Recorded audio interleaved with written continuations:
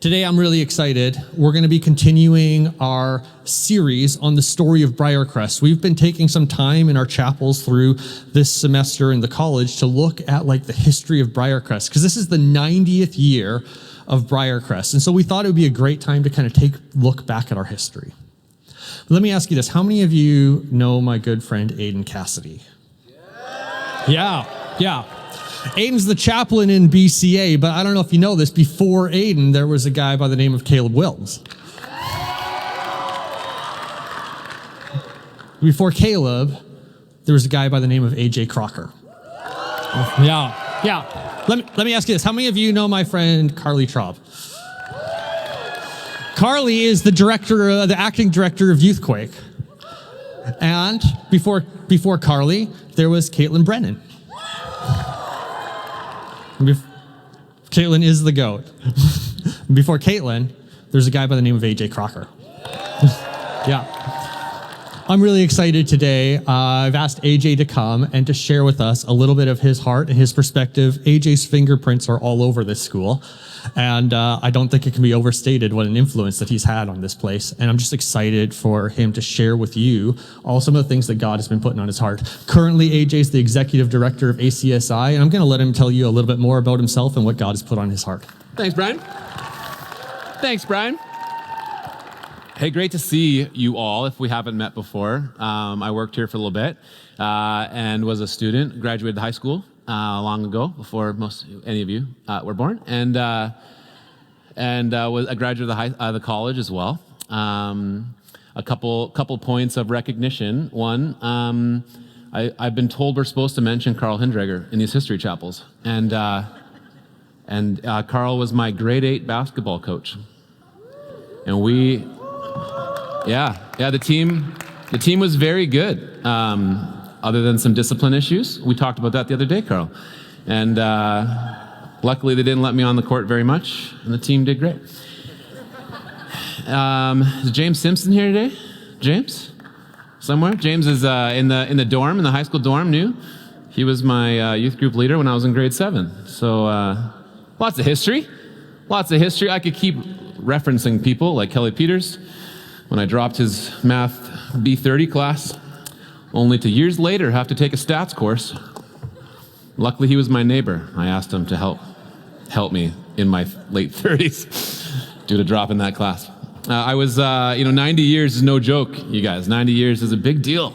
I'm, ACSI, now I should tell you this. I work for this organization, ACSI, Association of Christian Schools International. It's the largest evangelical Christian school network in the world. It's about 5.5 million students around the world in Christian schools and ACSI schools, BCA being one of them. In Western Canada, we've got about 65 schools that I take care of, or at least support. I support, come alongside them, and that's a great gift. And upwards of 70,000 students across Canada, and many more, of course, around the world. I also am the guy worship teams. I apologize. I'm the guy that's just kind of sitting in the tech center. Well, sometimes you show up early morning practice and there's just a random dude in his office sitting there. That's me. I moved my office over there. I work there now.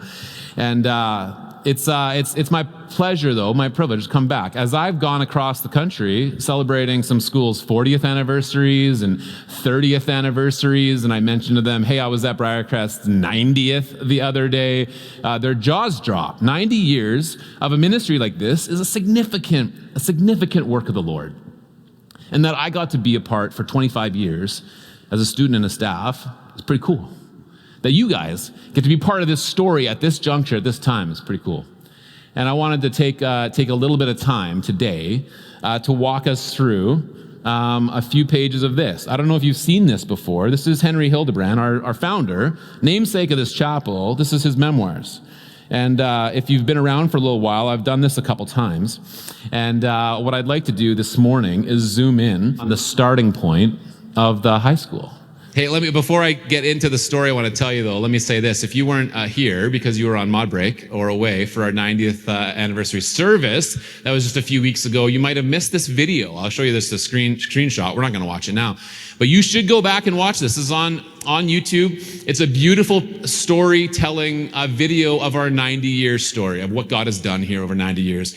It's narrated by Daniel Markin. Wonderful job. And it's right there for you to watch. You should go back and watch that. That is very cool. Very cool. So I want to zoom in on the high school. The high school has been around for 79 of these 90 years. And what we'll find is actually a little bit before that, the vision for it was at the almost the very beginning of Briercrest. And before I take you down that history hallway, I actually just want to spend a couple moments pondering the verse that we see on the outside of our buildings.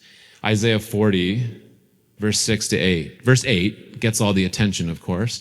It's a bit of a summary of these three verses. If you've ever taken a picture on the sign out front of the campus, this is on that sign. You walk by it every day. You go to the dining hall from here. And this is a verse that has been endured these 90 years, and for very good reason. Now, I want to make sure you understand, I am not an Old Testament scholar. I worked here a long time, never once taught a class. That wasn't my thing. So if Stulak's here, you can just go check with him later about what this really means. This is just a commoner, just someone from the streets of Caronport coming in and trying to offer a few commoner thoughts, all right? Isaiah 40 is this new section of the book of Isaiah. There's a few different sections. Again, you have to ask your professors. But this one starts as this new section. And what the prophet is being asked to communicate is now this message of hope. Now, for 40 chapters, there's been judgment from the Lord to his people. And in chapter 40, the first 11 verses offer us this preface for this new section, this introduction to this new section. I would also encourage you to read 1 to 5. 1 to 5 is a great couple of verses. Doesn't have anything to do with this talk. However, it does talk about God's glory being revealed when the mountains become flat and the valleys come up and the plains and the rough areas of the geography are smoothed. And I was at a graduation here one year, and I think it might have been Carlin Weinhauer who used those verses and explained that maybe there's no mystery as to why God works so powerfully here at Briercrest, given that his glory is revealed in God's country like the Saskatchewan prairies. And the geographical encouragement we can pull, maybe in mid-January, we can read those verses and take solace in God's presence being with us in geographical places like this. That's verse 1 to 5. That's free of charge. That's not part of this morning. Verse 6 says this: a voice said, "Shout." I asked, what should I shout? Shout that people are like grass. Their beauty fades quickly, as the flowers in a field. The grass withers and the flowers fade beneath the breath of the Lord. And so it is with people.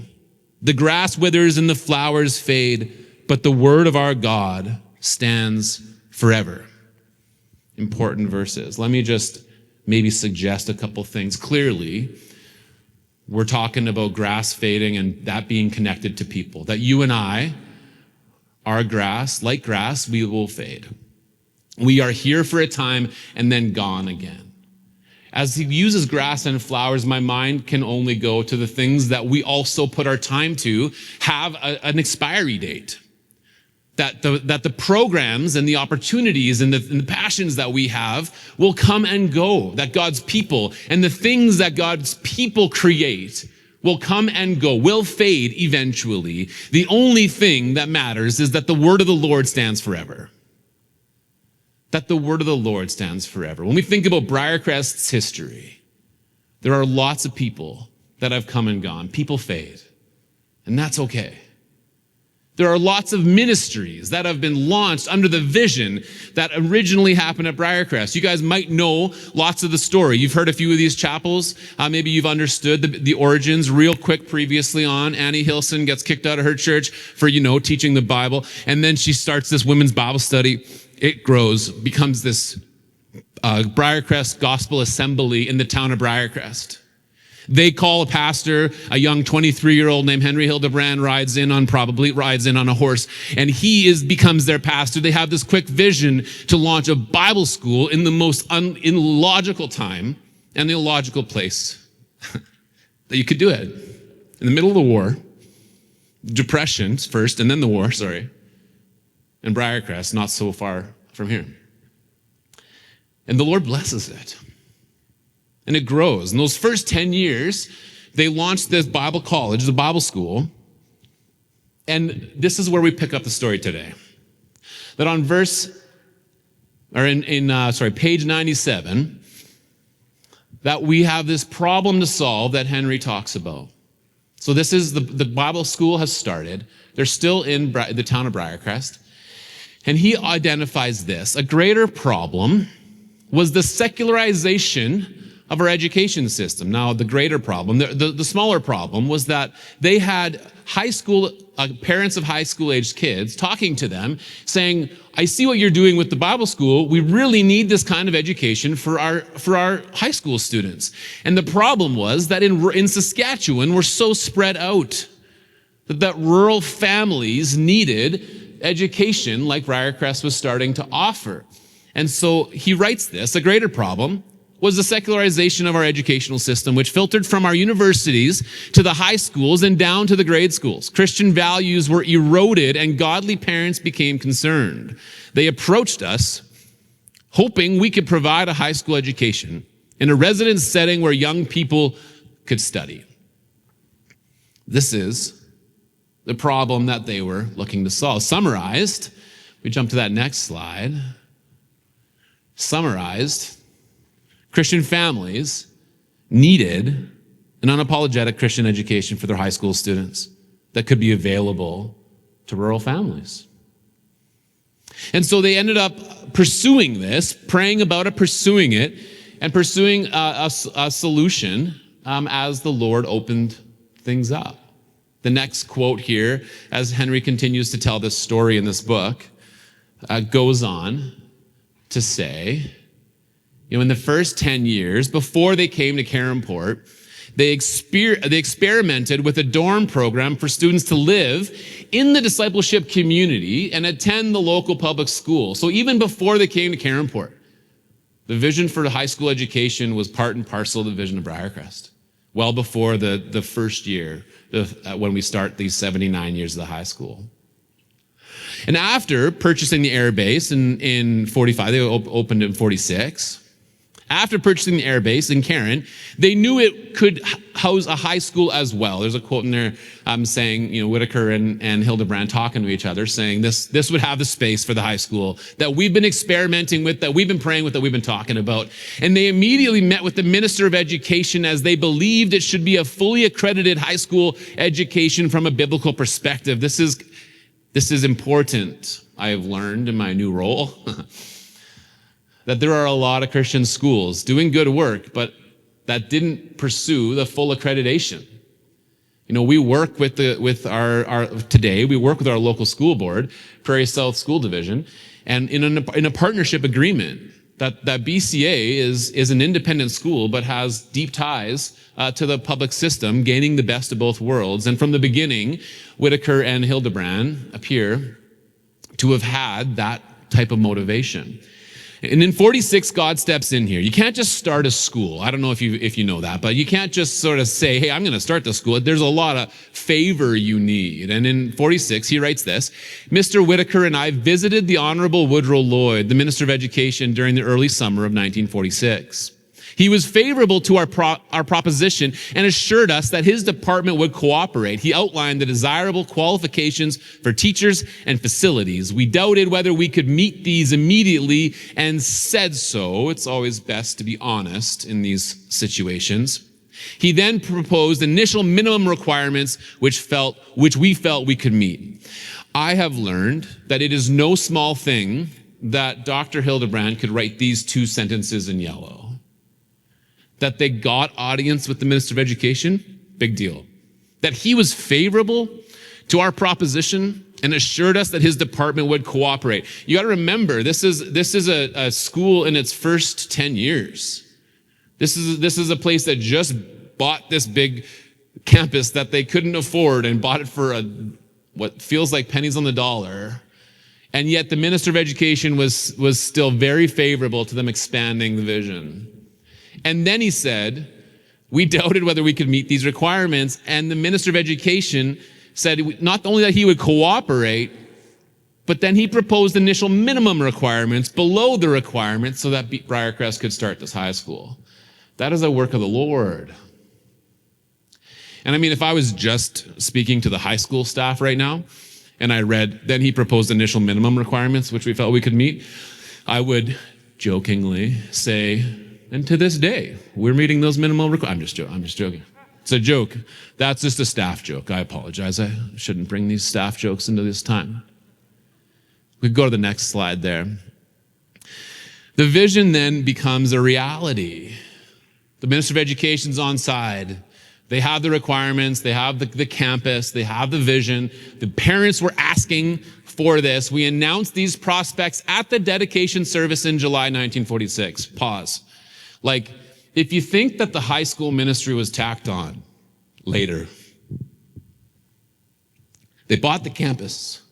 And if you don't know me, I get emotional when I get emotional when I read this Memoirs of Henry Hildebrand. I don't know why. Listen, it was the dedication service of the campus. They hadn't even really started yet. And at that service, they announced they're opening a high school. The response was immediate. Parents from surrounding areas of Caronport encouraged their young people to apply.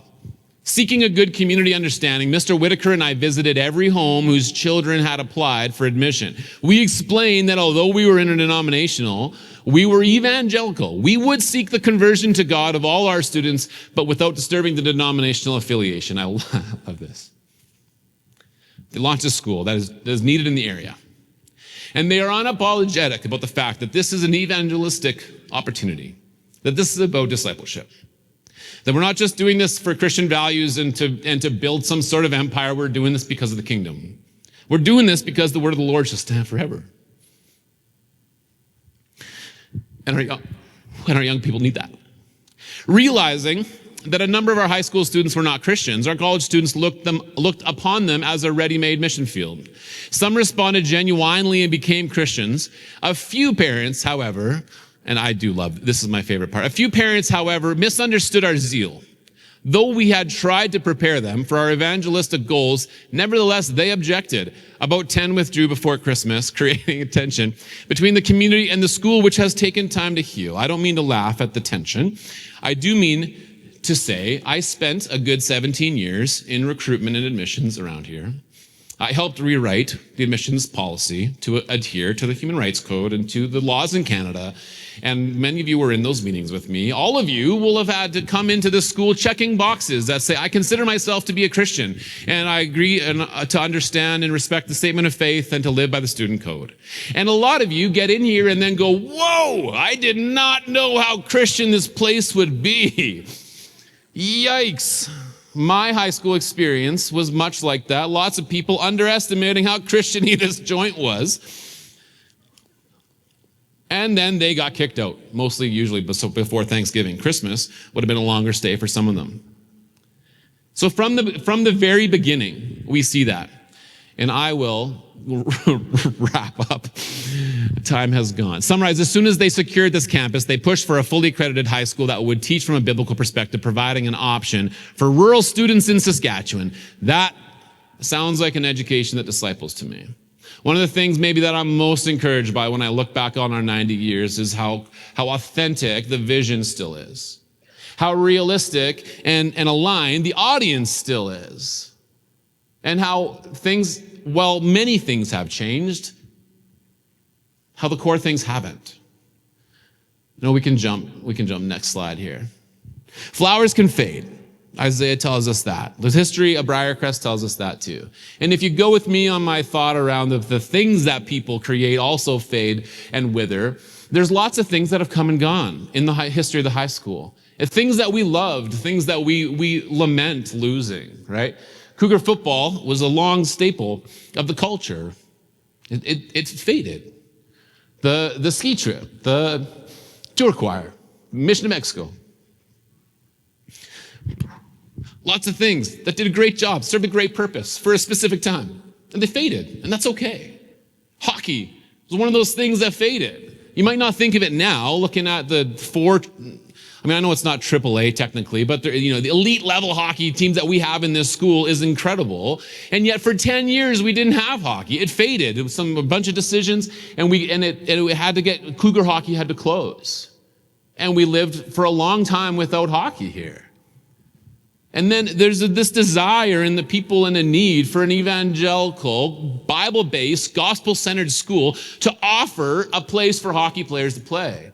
And I get not all of you understood how churchy this place was when you came, but this is right now. Justin Simpkins stepped in, partnered with Briercrest. The Lord provided favor with the CSSHL and Briercrest and many leaders along the way that have helped prepare it so that we could offer, that Briercrest could offer the only evangelical hockey academy in Canada. It's the only place. And U15s, big win. Big win in Edmonton, I heard I was at the water park at the West End. I didn't come to the game, but I do hear it was a big one. Listen, what I'm trying to say is that flowers can fade, and that's okay. We don't have to, not everything closing off means that someone's failed. All of it's dust. All of it can go away. Hockey could go away again, and it would be fine. I know a lot of you, some of you are here for that, but that would be totally fine. The only thing that matters is that the word of the Lord stands forever. That this is truly an education that disciples. That's it. All of the things in our lives are going to fade. All of the things in our life are temporary. The grass withers and the flowers fade, but the word of the Lord stands forever. And the fact that this place has forever been a place that upholds the word of the Lord, that's the only thing that matters. So sports come and go. The drama, Wizard of Oz, was last week. Great job, you guys, in the high school. That wonderful. There was a time where our dramatic and musical performances had faded here, and we've been able to see it come back. Things come and go, and that's totally fine. The word of the Lord stands forever. That's all that matters. And that next slide just simply says that in this context, at all levels, not just the high school, education that disciples is all that matters. And that's just a way of saying the mission is all that matters. Everything else can come and go. People like me can come and go. None of it matters except that the word of the Lord be raised high. So look, let me just quickly, again, finish. Let's go to the next slide there. A problem to solve back in the day, I already read that. Next slide. Today, we have the same problem, but let me just change a few words. The greater problem now is the secularization of our education system, which filters from our universities to the high schools and down to the grade schools. Christian values are eroded, and godly parents are concerned. They approached us with hoping we could provide a high school education in a residence setting where people could study. This remains the problem. 79 years of addressing it, and yet this could have been a recent headline. Summarized, Christian families still need a non-apologetic Christian education for their high school students that could be available to rural families maybe more than ever. Let me change one more word on that initial problem.